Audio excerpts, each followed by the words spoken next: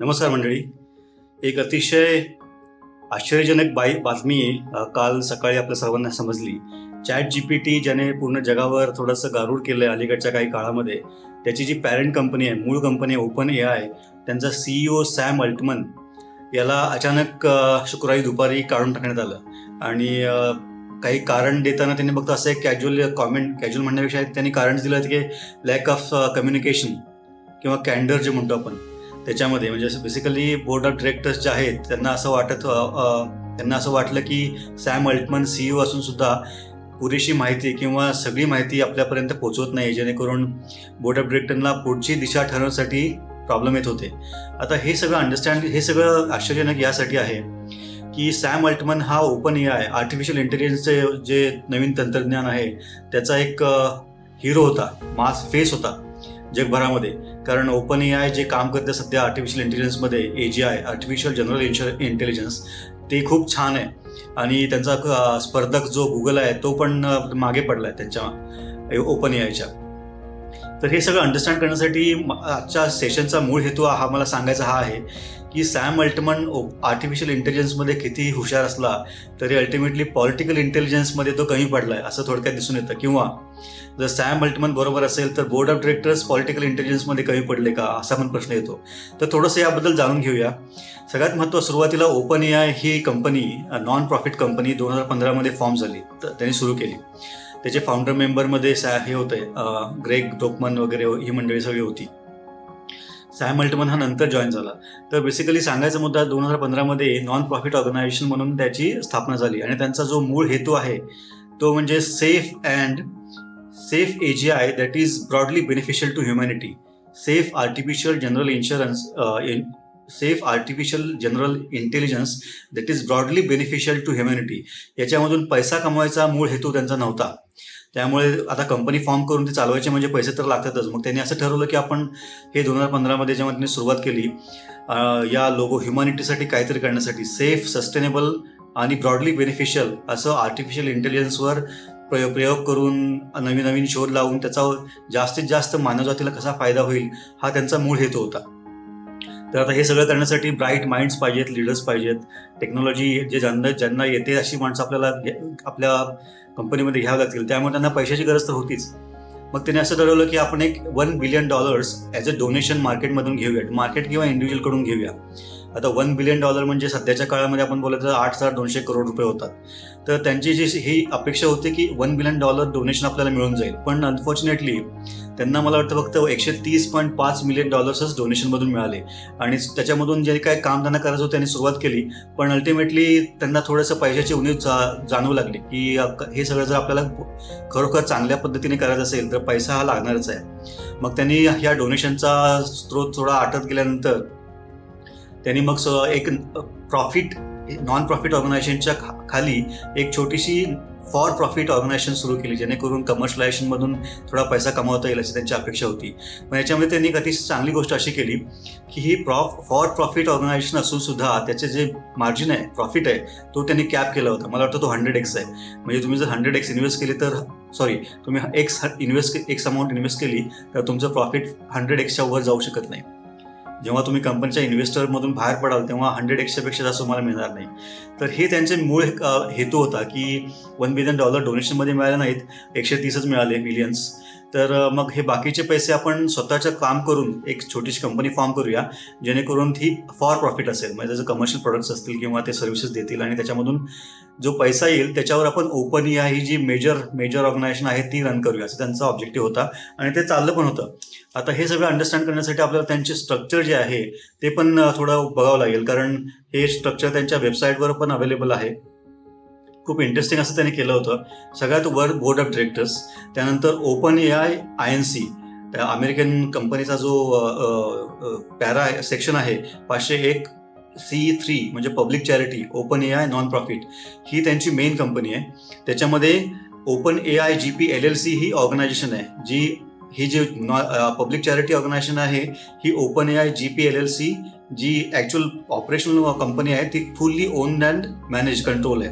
म्हणजे Open A I जे main जे ऑब्जेक्टिव्ह आहे safe and sustainable broadly beneficial artificial general intelligence ह्याच्यावरच आपण काम करायचं. यासाठी Open A I GP LLC हे काम करते. आता त्याच्यामध्ये ओपन ए आय GP LLCच्या खाली holding company for Open A I non profit plus employees plus investors, त्यानंतर एम्प्लॉईज अँड अदर इन्व्हेस्टर्स. आता जी मी प्रॉफिटबद्दल बोलत होतो, Open A I global LLC सगळ्यात खाली दिसतोय तो कॅप्ड प्रॉफिट कंपनी. हे कंट्रोल याचं पूर्ण कंट्रोल हा Open A I GP LLC कडे आहे आणि त्याच्यामध्येच मायक्रोसॉफ्ट एक मायनॉरिटी ओनर आहे या फॉर प्रॉफिट ऑर्गनायझेशनचा. सांगायचं कारण असं की हा जो गोंधळ फ्रायडेला झाला त्याच्यामध्ये ग्रेग ब्रोकमन आणि सॅम अल्टमनचे जे नंतर कॉमेंट्स आल्या त्याच्यामध्ये त्यांनी असं लिहिलं की आम्हाला दोघांना आणि मायक्रोसॉफ्टला पण या गोष्टींची अजिबात कल्पना नव्हती. आणि दुपारी मला वाटतं 12 वाजून काहीतरी 20-25 मिनिटांनी ज्या बोर्ड ऑफ डिरेक्टर्समधल्या ज्या लेडी आहेत त्यांचा मेसेज आला आहे सॅम अल्टमनला की तुम्ही गुगल मीटवर आपण जॉईन होऊ शकतो का. तर ते ताशा मॅकॉली हे जे त्याच्या आधी बोर्ड ऑफ डिरेक्टर्समध्ये कोण कोण आहे ते सांगतो. ग्रेग ब्रोकमन म्हणजे board chairman and president, Sam Altman CEO, chief scientist Ilya Sutskever. Non employee जे आहेत बोर्ड ऑफ डिरेक्टर्समध्ये Adam DeAngelo Adam DeAngelo, Tasha McCauley and Helen toner असे हे 6 जण बोर्ड ऑफ डिरेक्टर्समध्ये होते. त्याच्यामध्ये ग्रेग ब्रोकमन आणि बेसिकली सॅम अल्टमनला असा मेसेज आला की तुम्हाला बोर्ड ऑफ डिरेक्टर्सच्या मीटिंगमध्ये लगेच जॉईन होता येईल का. मला वाटतं 12 वाजून 28 मिनिटांनी वगैरे फ्रायडे. आणि त्यानंतर 3 मिनिटांमध्ये तिला मेसेज आला की त्यांना गुगल मीटचं लिंक मिळाली आणि ते जॉईन झालं आणि त्यांना सांगितलं की तुम्हाला फायर केलं जातं. सॅम अल्टमनला बोर्ड ऑफ डिरेक्टर्सने सांगितलं की तुम्हाला फायर केलं जातं. याच्यामध्ये ग्रेग ब्रोकमन त्या मीटिंगमध्ये नव्हता कारण त्याला माहितीच नव्हतं हे सगळं. आणि ग्रेग ब्रोकमनला नंतर सांगण्यात आलं की तुम्ही बोर्ड ऑफ डिरेक्टरचे जे चेअरमन आहेत त्याच्यामधून तुम्ही खाली तुम्हाला तिथून काढण्यात आलेलं आहे, पण तुमची गरज आम्हाला प्रेसिडेंट म्हणून आहे बोर्ड ऑफ डिरेक्टर्समध्ये. आता मला वाटतं सॅम अल्टमन आणि ग्रेग ब्रोकमन हे मित्र असावेत कारण ग्रेगने पण नंतर काही वेळामध्ये राजीनामा दिला आणि तिथून तो बाहेर पडण्याचा त्याने निर्णय घेतला. आता त्याच्यामध्ये नॉन एम्प्लॉई जे आहेत ते ॲडम डिएंजेलो, ताशा मॅकॉले आणि हेलन टोनर आहेत. म्हणजे बेसिकली चीफ सायंटिस्ट इलिया सुत्सकेवर हा एकच माणूस जो ऑपरेशनली ॲक्टिव्हली इन्व्हॉल्ड आहे ओपन ए आयमध्ये हा तिकडे होता. आणि ह्या सगळ्या गोष्टींची माहिती या लोकांव्यतिरिक्त फक्त मीरा मोराटी आहे जी CTO होती, CTO आहे ओपन ए आयमध्ये 2018 पासून. तिला आत्ता इंटरिम CEO केलं आहे सॅम अल्टमनला फायर केल्यानंतर. या मीरा मोराटीला आदल्या दिवशी संध्याकाळी सांगण्यात आलं होतं की असं आपण करणार आहोत, चेंजेस होत आहेत. बेसिकली ह्या सगळ्या गोष्टींचा शॉकिंग जे कारण आहे ते असं आहे की ओपन ए आय हे ह्युमॅनिटीसाठी नॉन प्रॉफिटमध्ये खूप चांगलं काम करत आहे. आता मी तुम्हाला हे सांगण्याचं कारण, हे सगळं मुद्दे मांडण्याचं कारण असं की सॅम अल्टमनचा खूप महत्त्वाची गोष्ट अशी की याच्या कंपनी फॉर्मेशनमध्ये या लोकांचा इक्विटी कंपनीमध्ये नाही आहे. सॅम अल्टमनची जो इनडायरेक्ट इंटरेस्ट या कंपनीमध्ये आहे तो म्हणजे त्यांनी Y combinator investment fund through एक स्मॉल इन्व्हेस्टमेंट केली होती. त्याच्या व्यतिरिक्त सॅम अल्टमनचा किंवा ग्रेग ब्रोकमनचा किंवा या बाकीच्या बोर्ड ऑफ डिरेक्टर्सचा ओपन ए आयमध्ये डायरेक्ट इक्विटी वगैरे नाही आहे, शेअर्स वगैरे नाही आहेत. त्यामुळे हे सगळं ह्युमॅनिटीसाठी आणि समाजासाठी आणि जनतेसाठी काम करण्याचा प्रकार आहे हा. पण याच्यामध्ये सांगण्याचा मुद्दा असा की मी आता वर्कप्लेस पॉलिटिक्स पुस्तक लिहिलं असल्यामुळे काही गोष्टी मला तुमच्या नजरेसमोर आणायच्या होत्या. आता ते खरे आहेत की खोटे आहेत आपल्याला लवकरच कळेल जसजशी बातमी बाहेर येईल तसं. पण ह्या गोष्टी अतिशय महत्त्वाच्या आहेत की सॅम अल्टमन हा ओपन ए आयचा जो फेस आहे, जगभरातला जो चेहरा म्हणून ओळखला जातो, म्हणजे तो ओपन आर्टिफिशियल इंटेलिजन्सचा या क्षेत्रामध्ये टेक्निकल आणि कमर्शियल आणि बिझनेस वाईज जो एवढं सगळं चांगलं काम करतोय त्याला अचानक कंपनी काढून टाकते. याच्यामागचे कारणं काय असू शकतील? आर्टिफिशियली इंटेलिजंट असलेल्या माणसाला पॉलिटिकली इंटेलिजंट माणसांनी मात दिली का, असा हा मूळ मुद्दा आहे. तर ह्याच्यामध्ये मला काही गोष्टी तुम्हाला शेअर करायच्या होत्या की मला वाटतं मला जवळजवळ 10-12 पॉईंट्स आहेत काय घडलं असू शकेल किंवा याच्यामध्ये जे काही जे पॉईंटर्स आहेत ते. याच्यामध्ये मला असं सुरुवातीला वाटतं की बोर्ड ऑफ डिरेक्टर्सची जी कॉमेंट आली हे सगळं झाल्यानंतर फ्रायडेला संध्याकाळी की ओपन कम्युनिकेशन गॅप होते. सॅम अल्टमन सगळी माहिती आम्हाला देत नव्हता, त्याच्यामुळे पुढची दिशा ठरवण्यासाठी आम्हाला इश्यूज येत होते. पण सगळ्यात महत्त्वाची गोष्ट, हे तुम्ही सॅम बरोबर डिस्कस केलं होतं का? आणि सॅमबरोबर डिस्कस केलं असेल तर त्यांनी काही करेक्टिव्ह स्टेप्स किंवा ॲक्शन्स किंवा त्याने ॲक्सेप्ट केलं की रिजेक्ट केलं, पुढे काय झालं, या सगळ्या गोष्टी झाल्या होत्या का, ही सगळ्यात महत्त्वाची गोष्ट आहे. कारण जर सॅम अल्टमन काही चुका करत असेल तर बोर्ड ऑफ डिरेक्टर्स त्याला समजून सांगितलं पाहिजे की तुझ्याकडून ही चूक होते आणि याच्यामधून आपल्याला हा तोटा होईल किंवा हा नफा होईल. आणि हे सॅम अल्टमन जर ऐकलं नसतं तर त्याला थोडा वेळ देऊन नंतर तुम्ही त्याला फायर करू शकला असता. पण या केसमध्ये सॅम अल्टमन किंवा ग्रेग ब्रोकमन किंवा मायक्रोसॉफ्ट या लोकांना याच्याबद्दल काय माहितीच नाही आहे. मायक्रोसॉफ्ट हा मायनॉरिटी ओनर आहे याच्यामध्ये. त्यामुळे मला वाटतं हे निजक रिॲक्शन आहे का, सगळ्यात महत्त्वाचा प्रश्न. आणि असेल तर त्याच्यामागची कारणं काय असतील. तर ह्याच्यामध्ये सगळ्यात महत्त्वाचा पॉईंट जो मला जाणवला तो असा की बेसिकली कॉर्पोरेट, आपण एखादी कंपनी जेव्हा नॉन प्रॉफिट ह्युमॅनिटीसाठी काम करते तेव्हा जे कॉर्पोरेट पॉवर्स आहेत, मसल आहे, इंडस्ट्री मसल, ते सगळेच त्या नॉन प्रॉफिट मेंटॅलिटी नसतात.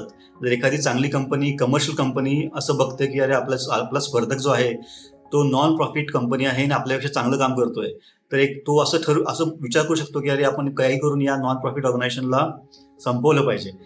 मी गुगलबद्दल बोलत नाही, गुगलने असा विचार केला की नाही नंतरची गोष्ट, आपल्याला लवकरच कळेल ते. पण असं पण होऊ शकतं. इंडस्ट्रीमध्ये काय कटथ्रोट कॉम्पिटिशन असते, त्यामुळे एखादा माणूस नॉन प्रॉफिटसाठी काम करतोय म्हणजे ऑब्व्हियसली त्याची कॉस्टिंग कमी असणार आणि तो जर टेक्निकली कॉम्पिटेंट असेल तर ऑब्व्हियसली कमर्शियल कंपनी त्याच्यापुढे उभी राहू शकत नाही. कारण कमर्शियल कंपनीला तिच्या इन्व्हेस्टरला काहीतरी शेअर व्हॅल्यू वगैरे जे अप्रिशिएशन आहे सगळं दाखवावं लागतं. नॉन प्रॉफिटला असा काही इश्यू नाही आहे. त्यामुळे ते जे कट टू कट कॉस्टिंगमध्ये पण काम करू शकतात. त्यामुळे हा सगळा गोंधळ जो आहे त्याच्यामध्ये मला असं वाटतं की एक्सटर्नल फॅक्टर्स खूप महत्त्वाचे आहेत, जे लवकरच बाहेर येतील. की ह्या सगळ्यांना एकतर सॅम अल्टमनला ह्या चुका करण्यापर्यंत, चुका असतील तर कोणी उद्युक्त केलं का किंवा त्याला कोणी मोटिवेट केलं का, हे सगळं तू कर रे, आपण बघूया व्यवस्थित वगैरे. दुसरी गोष्ट, बोर्ड ऑफ डिरेक्टर्स आहे त्यांना कोणी इन्फ्लुएन्स केलं का की अरे सॅम अल्टमन खूपच उडतोय, खूपच जास्त ॲग्रेसिव्ह आहे वगैरे, थोडं कमी करा तुम्ही. आता हे बोर्ड ऑफ डिरेक्टर्सचे वेलविशर्स असतील किंवा कॉम्पिटिशन असेल जे सॅम अल्टमनला किंवा ओपन एआयच्या प्रगतीमध्ये खीळ टाकायचा प्रयत्न करतील, असं पण शक्यता आहे.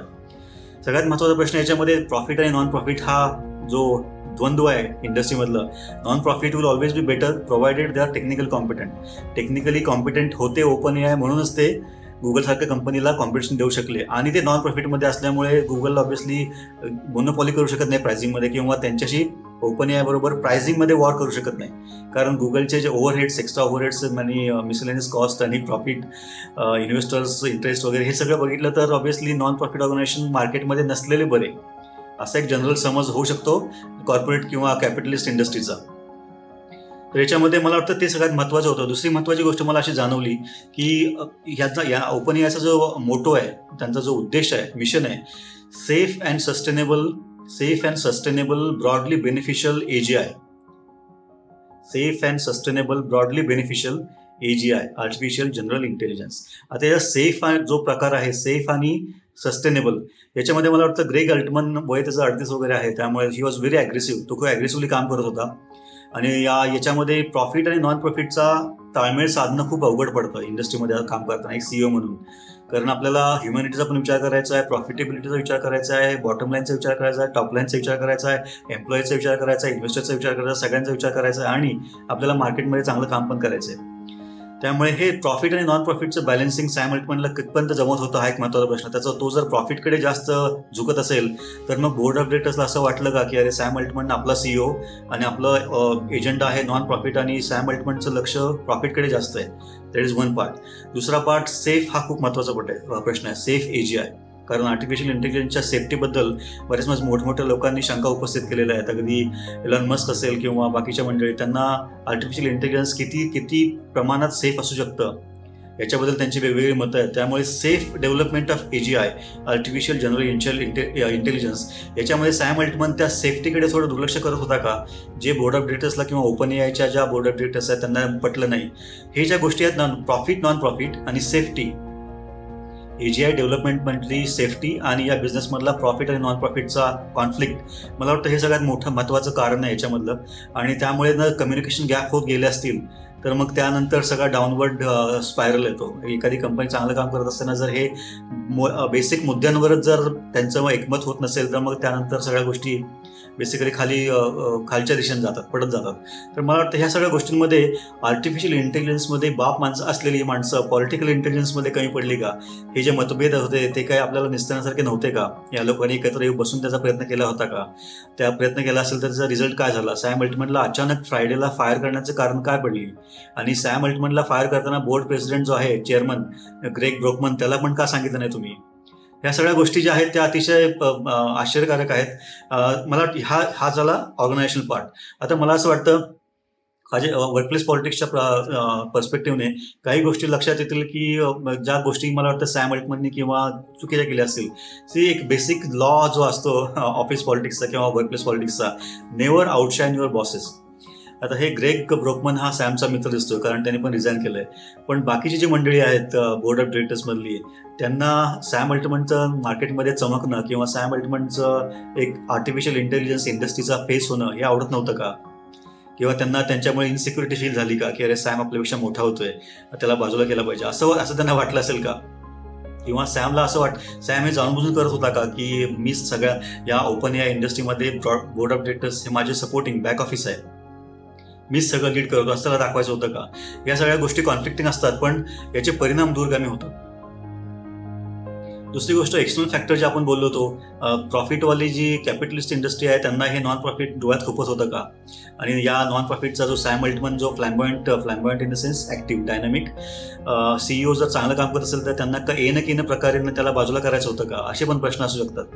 कारण याच्यामध्ये huge amount of money is invested from other parties आणि त्यांना आर्टिफिशियल इंटेलिजन्सकडून खूप मोठ्या प्रमाणावर पैसा कमवायचे चान्सेस पण आहेत. त्यामुळे खूप जास्त पैसा याच्यामध्ये लोकांना दिसतो. त्यामुळे जर नॉन प्रॉफिट कंपनी एखादी जर काम करत असेल तर तिला वेळेस बाजूला केलेला असा एक थॉट प्रोसेस आहे का? दुसरा सिरियस कम्युनिकेशन गॅप जो एकदम क्लिअर आहे. सिरियस कम्युनिकेशन गॅप हे बोर्ड ऑफ डिरेक्टर्सचा जो प्रेस रिलीज आहे सॅम अल्टमनला फायर केल्यानंतर त्याच्यामध्ये त्यांनी हेच लिहिलं की सिरियस क्लिअर कम्युनिकेशन गॅप्स दिसून आले. म्हणजे सॅम अल्टमन आम्हाला योग्य ती सगळी माहिती देत नव्हता किंवा योग्य वेळ देत नव्हता, जेणेकरून आमची जी पुढची निर्णय घेण्याची क्षमता आहे ती बाधित होत होती, असं त्यांचं म्हणणं आहे. मग हे serious communication gap deliberately create केलेले होते का सॅम अल्टमनला त्यांना माहिती द्यायचीच नव्हती, का सॅम अल्टमननी माहिती दिली परंतु त्याचा अर्थ बोर्ड ऑफ डिरेक्टर्सला कळलं नाही, किंवा ह्या सगळ्या गोष्टी ज्या आहेत किंवा कोणी जाणून बुजून ह्या सगळ्या गॅप तयार केला, या सगळ्या गोष्टी महत्त्वाच्या आहेत. त्यानंतर सीदिंग अँगर, एनव्ही अँड डिस्कंटेंट. मी मगाशी जसं बोललो की नेव्हर आउटशाईन युअर बॉसेस. आता सॅम अल्टमन जर फेस होत असेल आर्टिफिशियल इंटेलिजन्स जगाचा, इंडस्ट्रीचा, तर ऑब्व्हियसली काही लोकांना ते डोळ्यात खुपणार किंवा त्यांना ते आवडणार नाही. त्यामुळे सुरुवातीला त्यांच्याबद्दल द्वेष असेल, एनव्ही वाटेल, नंतर त्याच्याबद्दल अँगर, राग येईल की अरे हा खूपच शानपणा करतोय, हा आपल्या पुढे चाललाय वगैरे. आणि नंतर मग याच्या सगळा जो स्फोट होतो तो असा कधीतरी होतो की जेणेकरून स्टीव्ह जॉब्सला पण ॲपलमधून काढून टाकण्यात आलं होतं. तो एक वेगळी गोष्ट आहे. सेम ऑफिस पॉलिटिक्सचाच पार्ट आहे तो. पण हे पॉलिटिकल इंटेलिजन्स आणि ऑपरेशनल ॲस्पेक्टमधले जे पॉलिटिकल इंटेलिजन्स आहे तो थोडासा अतिशय महत्त्वाचा पार्ट आहे. तर हे सीदिंग, एनव्ही, अँगर अँड डिस्कंटेक्ट अतिशय महत्त्वाचा पार्ट आहे. नंतर स्टबर्न अप्रोच. आता स्टबर्न अप्रोचमध्ये त्यांचं म्हणणं असं होतं की सॅम अल्टमन आपलंच म्हणणं खरं करत होता, असं पण त्यांच्या बोर्ड ऑफ डिरेक्टर्सच्या म्हणण्यात आले की सॅम अल्टमनला आम्ही नॉन प्रॉफिट आणि सेफ या दोन गोष्टींचा अर्थ परत समजावून सांगत होतो, किंवा सॅम अल्टमनला आम्ही असं सांगत होतो की तुम्ही फक्त नॉन प्रॉफिट आणि सेफवर जास्त फोकस करा. आपले जे फॉर प्रॉफिट ऑर्गनायझेशन आहे ती फक्त सस्टेनन्स करण्यासाठी आहे, प्रॉफिट कमवण्यासाठी नाही. आपल्या कंपनीचा खर्च काढण्यासाठी आहे, त्याच्यामधून आपल्याला पैसे कमवायचे नाही आहेत 100x पेक्षा इन्व्हेस्टरच्या. तर हे सगळ्या गोष्टी स्टबर्न अप्रोच. आणि हे सगळं सांगितल्यानंतर पण सॅम अल्टमन जर ऐकत नसेल तर तो स्टबर्न अप्रोच झाला, एकट स्वभाव झाला की मला हेच करायचं आणि मी हेच करणार, मी CEO म्हणजे मीच हे करणार, हे असं असेल का? किंवा सॅम अल्टमननी काहीतरी त्यांना इनपुट्स दिले असतील आणि बोर्ड ऑफ डिरेक्टर्सनी स्टबर्न अप्रोच ठेवला असेल की आपल्याला हेच करायचं आहे, तू किती बरोबर असलास किंवा तू किती रॅशनल लॉजिकल असलास तरी आपण हेच करायचं. याच्यामधून जो कॉन्फ्लिक्ट होतो, कम्युनिकेशन गॅप तयार होतो, तो झाला असेल का? त्यानंतर इनटॉलरन्स टू डिफरन्सेस. आता हे सगळं करत असताना सॅम अल्टमनचं एक मत असेल, ग्रेग ब्रोकमनचं एक मत असेल, मायक्रोसॉफ्टचं एक मत असेल, बोर्ड ऑफ डिरेक्टर्सचं एक मत असेल. या सगळ्या मतांचं एकत्र येऊन उहापोह केल्यानंतर तुम्हाला त्यातून एक कॉमन एजेंडा तयार करता आला नाही का? किंवा ह्या सगळ्या गोष्टी इतक्या विकोपाला गेले मतभेद की तुम्हाला ते मॅनेज करायला जमलंच नाही, त्यामुळे तुम्हाला शुक्रवारी दुपारी एका तुमच्या CEOला काढून टाकण्याची वेळ आली, या गोष्टी. त्यानंतर बिल्डिंग ब्रिजेस. आता सॅम अल्टमननी ऑब्व्हियसली बिल्डिंग ब्रिजेस म्हणजे आपले संबंध प्रस्थापित करणं. सॅम अल्टमननी इंडस्ट्रीमध्ये खूप चांगले ब्रिजेस बिल्ड केलेत. मला वाटतं आज रविवार आहे, उद्या तो स्वतःची कंपनी पण फॉर्म करू शकतो, एवढे त्याचे कॉन्टॅक्ट चांगले आहेत, जबरदस्त आहेत इंडस्ट्रीमध्ये, आणि त्याला कोणी थांबू पण शकत नाही. तुम्ही फायर केल्यानंतर तो एम्प्लॉय काय करेल हा तुमचा प्रश्न नाही आहे, सॅम अल्टमन कॅन डिसाईड, तो सॅम अल्टमनचा निर्णय घेऊ शकतो. तर त्यांनी इंटरनल ब्रिजेस, एक्सटर्नल ब्रिजेस म्हणजे एक्सटर्नल इंडस्ट्री बरोबरचे संबंध, ब्रिजेस खूप चांगले त्यांनी बिल्ड केले, पण इंटरनली तो चुकला का, किंवा त्याचे जे इंटरनल रिलेशनशिप होते ग्रेग ब्रोकमन सोडून इतरांशी, बोर्ड ऑफ डिरेक्टर्सशी, ते एवढे सौहार्दपूर्ण नव्हते का, असं म्हणता येईल का आपल्याला? मग त्याच्यामुळे तो कमी पडला का? कारण बोर्ड ऑफ डिरेक्टर्सनी हे सांगितल्यानंतर त्यांचा जो ओपन हाऊस झाला, त्याच्यामध्ये ओपन एआयच्या एम्प्लॉईजनी पण बोर्ड ऑफ डिरेक्टर्सला प्रश्न विचारला की तुम्ही असं अचानक का केलं, आम्हाला सांगितलं का नाही वगैरे, किंवा आम्हाला याची कुणकुण कशी लागली नाही, किंवा आमच्यावर त्याचा परिणाम काय होईल, अशा सगळ्या गोष्टी. म्हणजे याचा अर्थ हे जे बिल्डिंग ब्रिजेस आहेत ते दोन्ही बाजूने थोडेसे कमी पडले असं मला वाटतं. आता managing perception and image, Sam अल्टमननी जे मार्केटमध्ये, इंडस्ट्रीमध्ये जी परसेप्शन आणि इमेज तयार केली होती ती अतिशय चांगली आहे. मग इंटरनल बोर्ड ऑफ डिरेक्टर्स पुढेच तो विलन का ठरला अचानक? मग हे बोर्ड ऑफ डिरेक्टर्सला आपले जे विचार आहेत, किंवा आपला अप्रोच आहे, आपलं जी टॅक्टिक्स आहेत, आपली जी स्ट्रॅटेजी आहे, आपली जी गोल आहेत, तो सॅम अल्टमन या बोर्ड ऑफ डिरेक्टर्सला समजून सांगण्यामध्ये कमी पडला का बोर्ड ऑफ डिरेक्टर्स सॅम अल्टमनचे विजन किंवा त्याचे जो मोडस ऑपरेंडी आहे, त्याची काम करण्याची पद्धत आहे, ती समजून घेण्यामध्ये कमी पडले? हे सगळ्या गोष्टी आहेत. आणि unfortunately workplace and life is never fair. त्यामुळे सॅम अल्टमन चूक आहे का, सॅम अल्टमन बरोबर आहे, बोर्ड ऑफ डिरेक्टर्स चूक आहेत का, बोर्ड ऑफ डिरेक्टर्स बरोबर आहेत? यांची कॉम्पिटिशन, ओपन एआयची कॉम्पिटिशन जे आहे पैशावाले मंडळी, ते बरोबर आहेत की चुकीचे आहेत, हे फक्त काळच ठरवेल. कारण या सगळ्या गोष्टी खूप कॉम्प्लेक्स असतात. आणि ते म्हणूनच शेवटी जो प्रश्न आहे तो welcome, watch your back, it's jungle out there, हा ऑफिस पॉलिटिक्सचा एक सगळ्यात मूळ मंत्र आहे. वॉच युअर बॅक, स्वतःची जबाबदारी स्वतःच घ्या आणि स्वतःला वाचवा या सगळ्या इतर शॉपदांपासून, कारण it is jungle out there. Workplace is always a jungle. तुमच्याबरोबर कितीही चांगले बोलले board of directors, employees, investors, competition, तरी पण कोणीही तुमचा कोणत्याही क्षणी घात करू शकतो. त्यामुळे watch your back and welcome to the jungle. हे थोडंसं मला शेअर करावं असं वाटलं, कारण ChatGPT is doing fantastic job. आणि हे सगळं करत असताना त्यांचा उद्देश नॉन प्रॉफिट आणि सेफ एआय, सेफ्टीबद्दल खूप मोठे प्रश्न आहेत. कारण आपण बघितलं रीड हॉफमन, लिंक्डइनचे फाउंडर, ओपन एआय बरोबर असोसिएटेड होते, ते बाजूला गेले. एलन मस्क पण बाजूला झाले. त्यामुळे काहीतरी घडतंय नक्की. मग हे मार्केटचे फोर्सेस त्यांना बाजूला काढतायत का, त्यांना ते सेफ्टीबद्दल त्यांचे ॲप्रिहेन्शन्स आहेत, किंवा नॉन प्रॉफिट अप्रोचबद्दल त्यांचे ॲप्रिहेन्शन्स आहेत? हे सगळ्या गोष्टी खूप इंटरेस्टिंग आहेत आणि त्या लवकरच बाहेर येतील. कारण याच्यावर ओपन एआयचं काय होतं याच्यावर बऱ्याचशा गोष्टी आपल्या पण अवलंबून आहेत. आपल्याला आयुष्यामध्ये पुढे आर्टिफिशियल इंटेलिजन्सचा खूप जवळून संबंध येणार आहे. त्यामुळे ह्या गोष्टी घडतायत, त्याचा डायरेक्ट इम्पॅक्ट आपल्यावर होणार आहे असं मला वाटतं. Thank you very much.